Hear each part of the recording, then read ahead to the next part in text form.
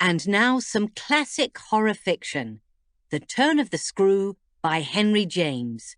First published in 1898. New York-born author Henry James is famous for his concise, enigmatic style. Darkly comic novels such as Portrait of a Lady and The Europeans drew on his experiences in Europe. The novella, The Turn of the Screw, was written at a troubled time of his life. James was 53, and his sister had recently died of breast cancer. He himself was having health and financial problems. In a letter from 1895, James wrote, "I see ghosts everywhere." The Turn of the Screw is a supernatural horror story set in the mid-19th century. It begins with an unnamed narrator who reads from the journal of a woman, his sister's late governess, to a group of friends. The governess recounts how she accepts a job looking after the young nephew and niece of a man who has become responsible for them. They live in a country house in Bly, Essex, in southeast England. Her employer, however, gives the governess definitive instructions. That she should never trouble him, but never, never. Neither appeal, nor complain, nor write about anything. Only meet all questions herself. Receive all moneys from his solicitor.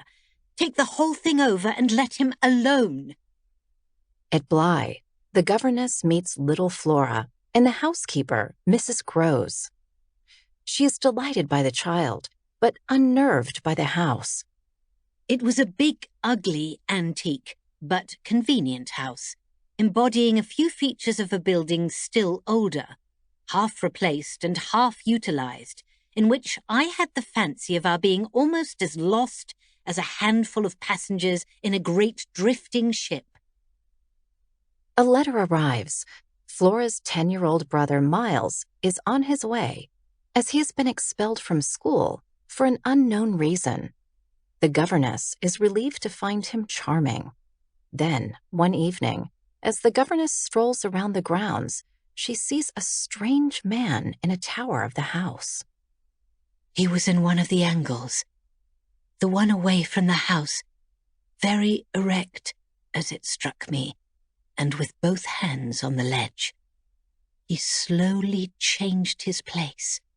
He stopped at the other corner, but less long, and even as he turned away, markedly fixed me. The governess is even more disturbed when the man appears again later, looking into the window. Mrs. Grose recognizes her description. The man is Peter Quint, a former valet who is now dead. The governess believes that the ghost is looking for Miles. Another day, when the governess is at the lake with Flora, she sees a woman dressed in black and senses that she is Miss Jessel, her predecessor, who had gone on holiday and died while away. Another person this time, but a figure of quite as unmistakable horror and evil. A woman in black, pale and dreadful, with such an air also, and such a face. The governess jumps to the conclusion that Miss Jessel is looking for Flora. More sightings follow, on the stairs, in the schoolroom. Meanwhile, the children behave strangely. At night, Flora stares out the window while Miles wanders alone outside. The governess writes to her employer. There is no response. The governess decides to confront Miles, who becomes agitated. Then there is another incident at the lake when Miss Jessel appears, but Flora denies seeing her. The child becomes angry. I don't know what you mean. I see nobody. I see nothing. I never have. I think you're cruel. I don't like you. She produced an almost furious wail. Take me away! Take me away! Oh, take me away from her! The next day, Mrs. Grose takes Flora to the children's uncle while the governess stays at Bly with Miles. But Peter Quint appears one last time, with terrible consequences. The novella has been adapted numerous times. There is a play, an opera, 2 films, and a recent Netflix miniseries.